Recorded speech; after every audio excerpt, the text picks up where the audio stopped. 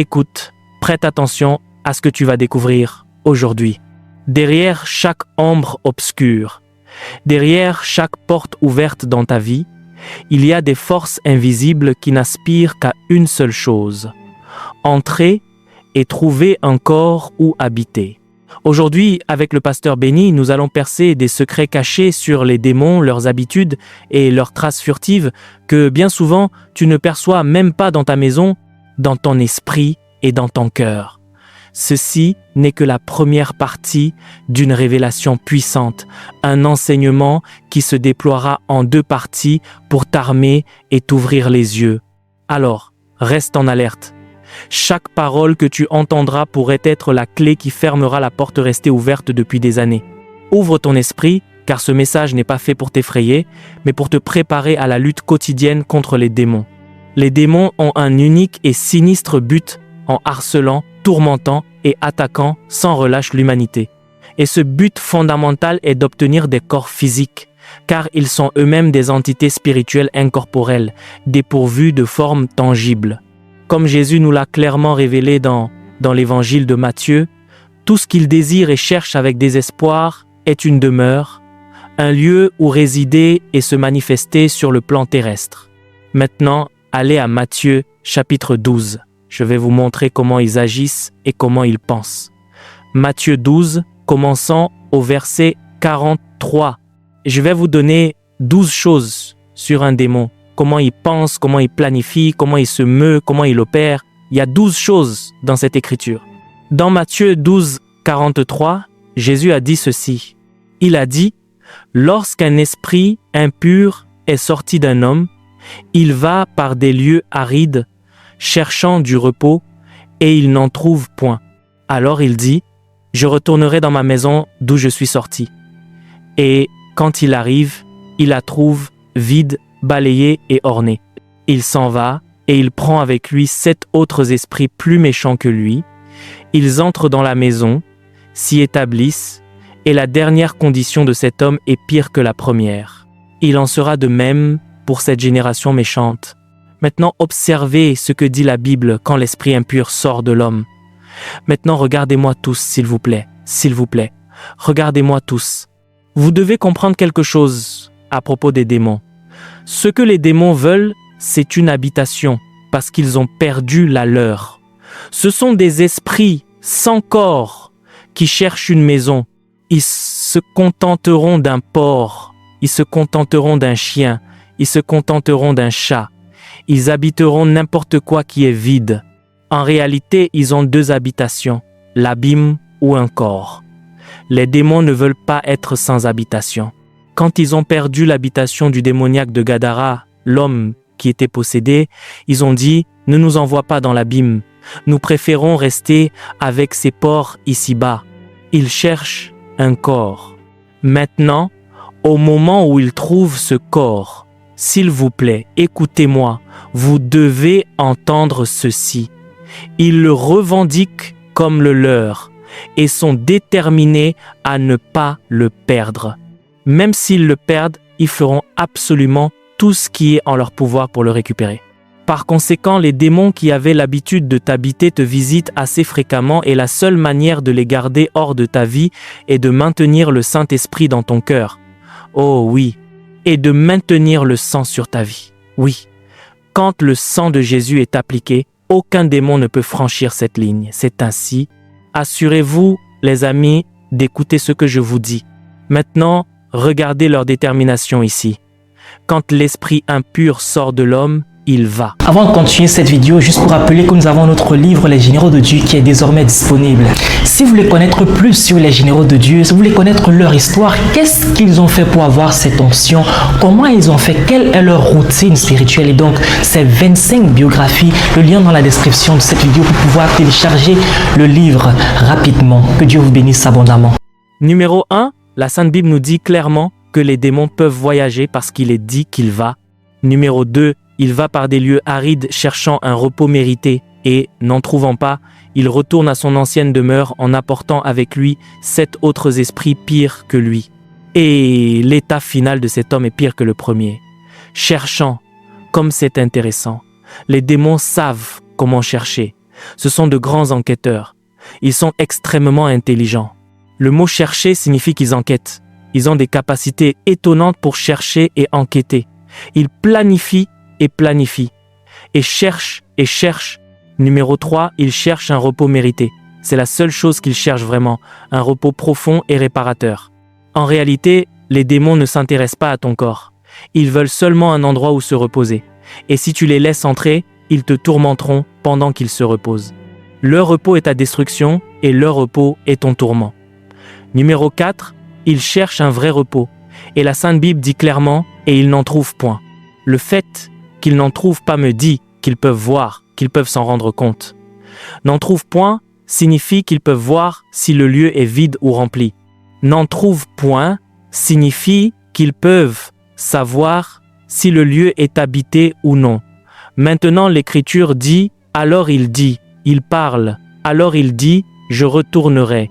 Ils décident. Ils ont la pleine et entière capacité de prendre leurs propres décisions. Ils ont la ferme et résolue volonté quand ils disent « je retournerai ». Ah, ils pensent « je retournerai ». Ils ont une capacité de pensée très profonde. Ils ont une connaissance assez vaste. Quiconque dit « je pense » signifie qu'il possède un cerveau pour pouvoir penser. Donc, cela me dit que les démons ont un cerveau, une capacité de penser et de raisonner. Je retournerai dans ma maison, dans mon propre foyer. Maintenant, il y a quelque chose de très intéressant. Il a de la foi. Les démons ont de la foi. Ils croient réellement qu'ils vont récupérer cette maison. Et remarque qu'il dit « ma maison, mon cher frère et ma chère sœur, tu es libre de ce démon depuis 20 ans. » Et il croit toujours que c'est sa maison. Maintenant, pense à ce démon disant « ma maison ». Combien d'entre vous, à un moment donné, ont eu un démon et sont maintenant libres? Levez la main, bien haut. Levez la main. Attendez. J'ai des nouvelles pour vous. Ce démon croit toujours que c'est sa maison et que vous n'y avez pas droit. Il le croit vraiment. J'ai aussi une autre nouvelle pour vous. Il vous visite bien plus que vous ne le réalisez. Oui, il revient de temps en temps pour voir s'il y a une place vacante. Ne le laissez jamais entrer. Oui, je retournerai dans ma maison d'où je suis sorti. Ils se souviennent même, non seulement ils ont de la foi, mais ils ont aussi de la mémoire. Des choses que tu as oubliées, les démons ne les oublieront jamais. Les démons te rappelleront ton passé parce qu'ils ont une très bonne mémoire de ton passé. Mais je te dis, frère, quand ils ressortiront ton passé, parle-leur de leur futur. Et s'ils te parlent de ton passé, parle-leur de leur futur. Oui, et ils se tairont très vite. Et quand il... regarde ceci, c'est incroyable. Il dit « d'où je suis sorti » et quand il arrive, il la trouve vide, balayée et ornée. Frères, ils examinent avant d'entrer. Ils font un examen incroyable. Ils examinent cette personne de l'intérieur, de l'extérieur, de haut en bas, dans toutes les directions. Ils examinent. Maintenant, il dit ceci. Quand il vient, il la trouve vide, balayée, elle est partie. Alors il s'en va et prend avec lui 7 autres esprits plus malfaisants que lui-même. Il planifie. Les démons savent comment planifier une attaque. Alors il va et trouve 7 autres démons. Il dit, cette fois, je vais bien faire les choses. Je ne vais pas arriver seul et être vaincu. Je ferais mieux d'emmener quelques amis avec moi. Et finalement, il appelle, l'Écriture dit, des démons plus malfaisants que lui-même. Cela me dit 2 choses. Numéro 1, les démons préfèrent travailler ensemble, mais ils travaillent souvent seuls. Ils préfèrent travailler en équipe. Ils sont comme des hyènes. Souvent, tu trouveras un démon et parfois, la plupart du temps, tu trouveras un groupe d'entre eux chez une personne, car plus ils sont nombreux, plus la domination sur cette vie est forte. Mais cela me dit aussi autre chose. Il y a des niveaux de méchanceté chez les démons. Il y en a certains qui sont plus malfaisants et d'autres moins malfaisants. Ils sont tous malfaisants, bien sûr, mais il y en a certains qui sont plus forts que d'autres. Il existe des démons faibles et des démons forts. Maintenant, bien-aimés enfants de Dieu, les démons sont attirés par le son l'odeur et la vue. Je veux répéter ce que je viens de dire. Les démons sont attirés par la vue, l'odeur et le son. Laisse-moi parler de la vue. Tout objet, tout livre, tout DVD, tout programme de télévision, toute revue qui honore Satan ou son royaume attirera les démons, comme par exemple des statues de faux dieux, des images de démons, des programmes de télévision qui montrent une activité démoniaque, des films sur Satan ou les vampires ou n'importe quoi qui a un rapport avec l'occulte ou la sorcellerie. Cela inclut aussi tout type de matériel qui glorifie ou promeut l'obscurité, le mal ou les forces spirituelles négatives, car de tels éléments peuvent ouvrir des portes à des influences démoniaques dans le foyer ou dans la vie des personnes. Il est crucial d'être vigilant et de discerner le contenu auquel on s'expose pour se protéger de ces influences préjudiciables. Fais attention à ce que tu achètes au magasin. Oui, amen. Fais attention aux tableaux que tu accroches à tes murs. Oui. Fais attention aux films que tu autorises, aux vidéos que tu as chez toi. Je me souviens d'un homme qui était atteint d'un cancer. Il était sur l'estrade et j'ai simplement prié et rien ne s'est passé. Et finalement, le Seigneur a dit, dis-lui qu'il y a un livre chez lui, et il a décrit le livre sur l'étagère et la pièce. Je lui ai dit, rentre chez toi et brûle ce livre. Et quand tu brûleras ce livre, le cancer partira. Et c'est exactement ce qui est arrivé. Il y a peut être quelque chose chez toi. Oui, il y a peut-être quelque chose sur ton étagère, dans ta chambre. Oui, tu ferais mieux d'aller vérifier et de voir pourquoi ta maison est liée comme elle l'a été, pourquoi la maladie ne peut tout simplement pas quitter ta maison. Observe pourquoi ton fils se drogue et rien ne peut le libérer. Peut-être y a-t-il quelque chose sous son matelas, mon ami. N'oublie jamais Josué 7 et 8. Dans Josué chapitre 7 et 8, nous avons l'histoire d'Akan. Que s'est-il passé là-bas? Dieu avait dit à Josué, il lui a dit, toi, entre là-bas, entre dans Jéricho et détruis tout dans Jéricho, brûle tout. Pourquoi? Parce que Dieu interdit tout contact avec le démoniaque. Mais un homme nommé Akan, de la tribu de Juda, est entré et a pris quoi?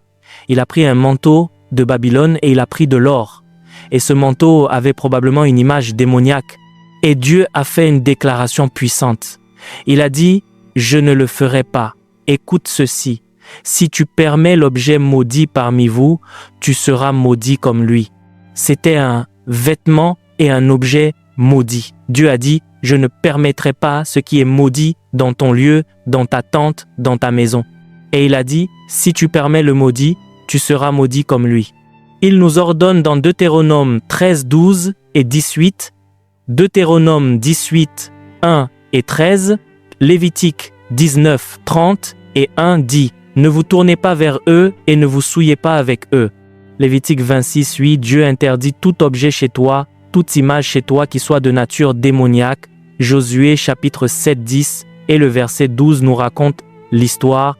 Et le Seigneur dit à Josué, lève-toi, pourquoi es-tu ainsi prosterné sur ton visage? Israël a péché. Ils ont transgressé mon alliance que je leur ai prescrite. Ils ont pris des choses dévouées par interdit. Ils les ont dérobées et ont menti.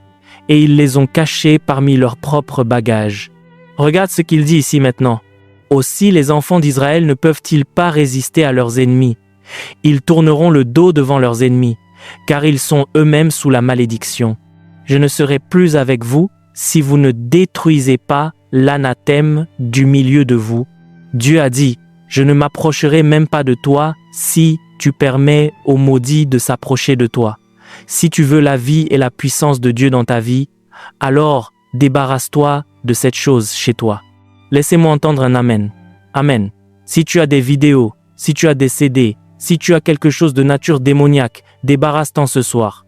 Ce soir, rentre chez toi et brûle-le. Et demain matin, mon ami, tu seras libre. Amen. Et tes enfants seront libres. Amen.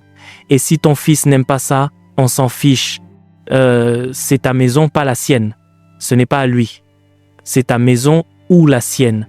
Ne laisse même rien entrer dans sa chambre. S'il dit, c'est ma chambre, tu dis, c'est ma maison. Je ne laisserai rien de démoniaque entrer dans ma maison.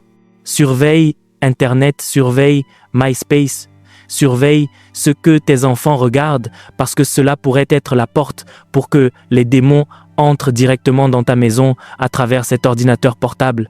Ne permets rien qui soit démoniaque en son. Tu dis, qu'est-ce que tu veux dire par son? Il y a certains rites, mon ami, qui sont démoniaques. Oui, les fausses religions ont un rythme.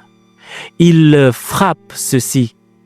Ils frappent et c'est comme un rythme régulier. Et ils entrent en transe. Oui, on le voit partout dans le monde. Les gens ont ça, ils frappent quelque chose et c'est juste un rythme régulier où ils font un son avec leur bouche, ils répètent une phrase, ils entrent en transe. Pourquoi les sons attirent-ils les démons et l'odeur? L'encens, allez, les gens qui brûlent de l'encens, faites attention à ce que vous brûlez chez vous. Les bougies, ça va. Des choses agréables et aromatiques pour votre baignoire, on s'en fiche, mesdames. Des choses pour que votre maison sente bon, c'est bien, mais attention à cet encens. Que brûle-t-il dans les temples en Orient? De l'encens. Pourquoi attire-t-il les démons? Que vois-tu en Inde? Les dieux qu'ils ont partout en Inde. Vois-tu de l'encens brûlé devant ces dieux ou au Japon de l'encens? Pourquoi? Parce que cette odeur attire les démons. Maintenant, grâce à la glorieuse et définitive victoire du calvaire et à l'autorité divine que tu possèdes en ce moment même, tu as une pleine et entière autorité sur Satan et toutes ses armées malignes et ses légions. Allons à Éphésiens chapitre 6. La Bible dit au verset 10 d'Éphésiens 6, « À l'Église victorieuse qui a reçu l'autorité dans laquelle Christ a triomphé. » Alléluia. Bien qu'il ait eu cette autorité, il ne l'a plus. Cette autorité lui a été retirée. Jésus a dit, « Tout pouvoir m'a été donné. Tout pouvoir est à moi, a dit Jésus. » Et ce pouvoir a été donné à l'Église à travers son nom. Répète avec moi, au nom de Jésus, j'ai l'autorité. C'est pas mon autorité, c'est l'autorité en son nom. Maintenant, quand la parole de Dieu dit en mon nom, cela signifie en ma personne, à ma place, en ma représentation. Ainsi, quand tu dis au nom de Jésus, Jésus apparaît sur la scène. Va en mon nom, c'est à dire. Va à ma place, va en ma représentation, va en ma personne, va dans ma fonction, va dans mon autorité. Donc, quand tu dis au nom de Jésus, c'est Jésus qui parle et non toi. Et les démons le savent. Il est temps que tu le saches. Il est temps que tu le saches. Il est temps que tu le saches. Maintenant, les Saintes Écritures nous disent très clairement que nous avons une pleine domination sur eux. Et la Bible nous dit quelque chose de très important. Nous serons impuissants contre eux si nous négligeons la parole de Dieu. Le prix de la négligence est élevé. Tu dois comprendre cela. Si tu ignores la parole de Dieu, tu es en danger. Ce sont des forces très puissantes. On ne doit pas jouer avec les démons. Ils sont malfaisants, extrêmement dangereux et très puissants. Je veux que tu prêtes attention au psaume 17, verset 4. Regarde cela avec beaucoup de soin. Le Seigneur Dieu nous dit ces paroles. Et comment j'ai vu cela fonctionner dans ma vie, cher Jésus, à l'égard des actions des hommes, par la parole de tes lèvres, je me suis gardé des voix au pluriel du destructeur. Tu vois ça? Si c'est le cas, dis oui. Seule la parole de Dieu te protégera de ses forces. Et quand je dis la parole, je ne veux pas dire lire 3 chapitres des évangiles le matin et oublier ce que tu as lu. Je veux dire qu'il vaut mieux que tu connaisses la Bible. Il n'y a qu'une seule arme qui fonctionne contre lui. Il est écrit. Regardez-moi et écoutez. Regardez vous tous. Regardez-moi et écoutez. Jésus fut baptisé dans le Jourdain. Dieu a parlé et a dit, « Celui-ci est mon fils bien-aimé. » Des jours plus tard, il est venu pour le tenter et lui a dit, « Si tu es le fils de Dieu, ordonne que ces pierres deviennent des pains. » Jésus avait tout le droit de dire, « je sais que je suis le Fils parce que Dieu l'a dit il y a seulement quelques jours. Où étais-tu » Il n'a jamais dit cela. Il a dit, il est écrit, « L'homme ne vivra pas de pain seulement. » Maintenant, écoutez-moi. Jésus nous montrait une chose ici. Tu ne peux pas lutter contre lui avec l'expérience. Même si Cette expérience est si glorieuse et si grande que tu entends la voix de Dieu en elle, tu ne peux pas lutter contre lui avec ton expérience. Tu luttes contre lui avec la parole de Dieu. Nous devons connaître la parole pour pouvoir l'utiliser. Comment peux-tu utiliser la parole si tu ne la connais pas?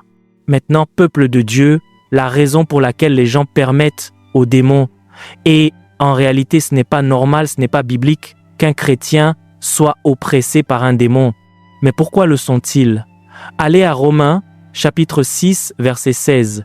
Ne savez-vous pas qu'en vous livrant à quelqu'un comme esclave pour lui obéir, vous êtes esclave de celui à qui vous obéissez, soit du péché qui conduit à la mort, soit de l'obéissance qui conduit à la justice? La raison pour laquelle les gens sont en esclavage est qu'ils choisissent d'être en esclavage. Il est d'une importance vitale que nous comprenions réellement que Satan ne peut pas te toucher d'aucune manière, à moins que tu ne le lui permettes par ta propre volonté. Quand les gens commencent à négliger la parole de Dieu, quand ils commencent à négliger la prière, quand ils ne prennent pas au sérieux l'avertissement, ni ne prêtent attention à l'avertissement d'Hébreux chapitre 2, ils commencent à s'éloigner du Seigneur. Il y a un danger à s'éloigner. Comment échapperons-nous si nous négligeons un si grand salut, dit la Bible? Si nous commençons à nous écarter, voici les signes qui apparaissent. Signe numéro 1, note-le. Les 7 étapes que tu verras dans la vie d'une personne quand elle commence à s'affaiblir dans le Seigneur et qu'il commence à gagner du terrain dans sa vie. Numéro 1, la régression. Tu verras que les personnes reculent. Le mot régresser signifie qu'elles font marche arrière. Maintenant, tu commenceras à voir que le premier signe de danger est que des comportements antérieurs apparaissent. Des schémas qu'elles avaient l'habitude d'avoir commencent à se manifester. Leur langage redevient comme il était avant. Au moment où une personne commence à régresser, à aller en arrière, la première chose que tu vois est un changement dans son comportement. Elles reviennent à leur ancien comportement. C'est le premier pas vers la destruction. Et si tu le vois, sors-les de là, sauve-les de cela. Soudain, elles commencent à regarder les programmes qu'elles regardaient, à lire les livres qu'elles lisaient et à fréquenter les amis qu'elles avaient. Soudain, elles commencent à utiliser un langage vulgaire comme avant. Soudain, elles commencent à apprécier des choses qu'elles appréciaient autrefois. Elles régressent et tu peux le voir dans leur comportement et dans leur langage. Numéro 2, ils répriment. On passe de la régression à la répression. Et alors, qu'est-ce que la répression exactement dans ce contexte? Ils ne rendent plus les grâces dues à Dieu pour absolument rien. Leur expression de gratitude et de reconnaissance envers Dieu meurt complètement. Maintenant, au lieu de remercier Dieu, ils se plaignent constamment de tout. Au lieu de rendre gloire à Dieu, ils murmurent. La gratitude disparaît de leur vie. La louange disparaît de leur vie. Ils ne peuvent plus louer le Seigneur et tu les verras à l'église. Avant, ils levaient les mains en adorant Jésus avec des larmes sur le visage et maintenant ils restent plantés là comme des corps congelés. J'ai vu des personnes comme ça. Alors, qu'est-ce qui t'est arrivé? Eh bien, je ne sais pas. Ensuite, ils commencent à manquer l'église et après ils la manquent encore plus. La chose suivante que tu sais, c'est que ils cessent d'aller à l'église parce qu'aucune église n'est assez bonne pour eux. Ils partent si vite, ils s'offensent si facilement. Cela s'appelle la répression. Numéro 3. Ils commencent à refouler, suppression. Ils commencent à cacher leur expérience passée avec Jésus et n'en reparlent plus jamais. Le mieux est que je ne parle pas du Seigneur, que je ne parle pas de mon salut, que je ne parle pas de mon expérience. Le mieux est de ne pas en parler, de peur d'offenser quelqu'un. Numéro 4. Après avoir caché leur expérience avec le Seigneur, quelque chose s'installe dans leur vie qui n'en faisait pas partie. Ils tombent dans la dépression. Tu vois, cela commence par la régression, passe par la répression, puis par la suppression et ensuite la dépression. Qu'est-ce que la dépression? C'est le désespoir. Ils perdent tout espoir. Eh bien sûr qu'ils vont perdre l'espoir. Ils ont négligé la parole de Dieu. Ils se sont éloignés du Seigneur. Ils ne prient plus, ils n'ont plus de communion, ils ne louent plus, ils ne rendent plus grâce au Seigneur. Maintenant, ils cachent leur expérience avec Dieu. À quoi t'attends-tu?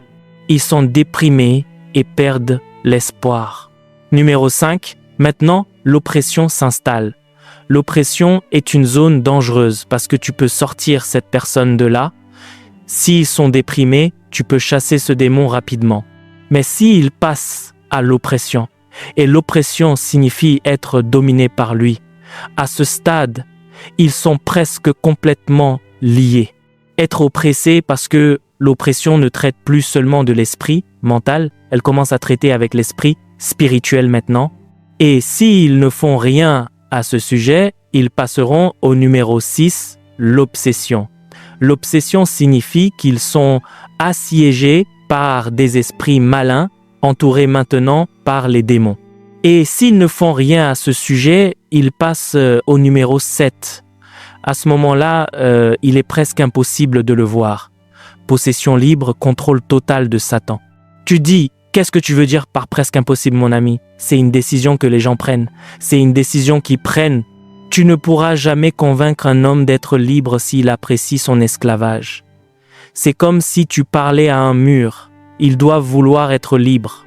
Maintenant, il y a une véritable liberté. Accompagne-moi dans la deuxième épître à Timothée, chapitre 2, versets 25 et 26. Il y a une issue. Cela ne te réjouit pas? J'ai dit, cela ne te réjouit pas.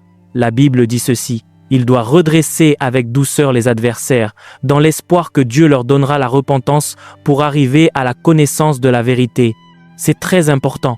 Si ces personnes qui sont dans l'esclavage reconnaissent la parole de Dieu et se repentent et reconnaissent la parole de Dieu, c'est le premier pas pour sortir de l'esclavage. Et que, revenus à leur bon sens, ils se dégageront des pièges du diable qui s'est emparé d'eux pour les soumettre à sa volonté. Donc, il est possible d'être libéré, il est possible de sortir de ce piège quand tu te repens et reconnais la vérité de la parole de Dieu. Maintenant, ce qui causera cela, c'est la prière.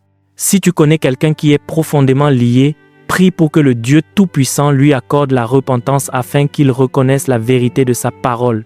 Laissez-moi entendre un amen, pour qu'ils puissent se dégager eux-mêmes du lien, du piège. Maintenant, peuple de Dieu, la Sainte Bible dit clairement, ne donnez aucun accès au diable et ne lui permettez aucune influence dans vos vies. Tu trouveras cette écriture dans Éphésiens 4, 27. Ne donnez pas de place au diable. Je vais demander au Dieu Tout-Puissant de libérer à travers toi l'autorité qui t'appartient et nous allons nous mettre d'accord pour les personnes de ta famille et de ta maison qui sont liées par lui et nous allons demander à Dieu de les amener à la repentance et de les amener à la connaissance de sa parole afin qu'elles puissent trouver la liberté. Mais tu dois faire quelque chose, tu dois le faire vite. Tu dois demander au Seigneur de te donner des yeux et des oreilles pour voir et discerner ce qui peut se trouver chez toi. C'est ce qui maintient ta famille liée. Quelle porte reste ouverte dont tu ne peux être pas conscient? Quels livres y a-t-il sur ton étagère qui sont de nature démoniaque? Quels programmes passent sur ton téléviseur qui sont de nature démoniaque? Comment peut-on être libre si la porte est ouverte? Ne donne pas de place au diable. Ou peut-être que ton fils fait quelque chose derrière ton dos pendant que tu dors. Comment te protèges-tu de cela? Ou peut-être y a-t-il des amis qui influencent ta famille? L'Écriture dit « Un seul pécheur détruit beaucoup de biens ». Dans Ecclésiaste 9, un seul pécheur détruit beaucoup de biens. Une seule personne peut entrer et apporter l'esclavage à tout un foyer. Comment te protèges-tu de cela? Eh bien, tu vas faire tout ce que tu sais faire et ensuite Dieu fera le reste. Père, au nom de Jésus, montre-leur où se trouve leur port, Seigneur. Au nom de Jésus, ouvre leurs yeux. Allez, élève ta voix et prie, ouvre leur intelligence. Permets-leur de voir, Seigneur, ce dont je parle. Ô peuple de Dieu, levez-vous et priez. Le Saint-Esprit te parlera, je te le promets. Tiens-toi debout et prie, et il te montrera, il te révélera ce dont je te parle. Seigneur Jésus, ouvre leurs yeux et leur intelligence. Permets-leur de voir ce dont nous avons parlé ici ce matin. Permets-leur de voir ces fissures dans les portes. Permets-leur de voir ces choses qui sont ouvertes. Et Seigneur, je prie pour que ces choses soient retirées de la maison, retirées de la famille, détruites au nom de Jésus. Que cette porte se ferme et que l'ennemi n'entre plus jamais. Au nom de Jésus, donne-leur l'autorité qui leur appartient. Allez, croyez avec moi, Seigneur. Montre-leur et donne-leur l'autorité qui leur appartient au nom de Jésus. Au nom de Jésus. Au nom de Jésus. Seigneur, tu nous le montres dans ta parole. Satan est vaincu. La victoire et l'autorité nous appartiennent. Ton pouvoir le dit clairement. Si nous reconnaissons ta parole, la vérité de la délivrance arrivera. Je prie pour que la délivrance arrive pour ton peuple en ce lieu. Et je prie pour que la délivrance arrive à travers eux, pour leurs familles, leurs êtres chers et leurs amis. Je prie pour que tu les ognes. Seigneur, je te demande que ce soir, le règne du Saint-Esprit descende sur ce lieu comme un feu, et ton peuple sera oint pour le ministère, oint pour le service. Utilise-les pour apporter la délivrance aux oppressés et aux captifs. Au nom du Seigneur, ne sous-estime pas une seule seconde la faim vorace des démons pour trouver un refuge à l'intérieur d'un corps humain. Ils connaissent ton histoire, ils se souviennent de ce que tu as déjà oublié et ils rôdent cherchant des fissures par où entrer de nouveau. Mais toi, enfant bien-aimé de Dieu, tu as une barrière indestructible, le sang de Christ et la présence vivante du Saint-Esprit. Examine ta maison, examine ton esprit, examine tes habitudes, romps les pactes inconscients, brûle ce qui est maudit, détruis ce qui ouvre des portes. L'ennemi guette, mais plus grand est celui qui est en toi. Que cette révélation éveille ton discernement pour que chaque pièce de ta vie soit un territoire sacré. Ceci n'est que le début. Prépare-toi pour ce qui vient. Merci d'avoir regardé cette vidéo. N'oubliez pas de télécharger notre livre Les Généraux de Dieu pour davantage connaître l'histoire de ces généraux de Dieu. C'est plus de 100 histoires inspirantes, 25 biographies à l'intérieur. Que Dieu vous bénisse abondamment.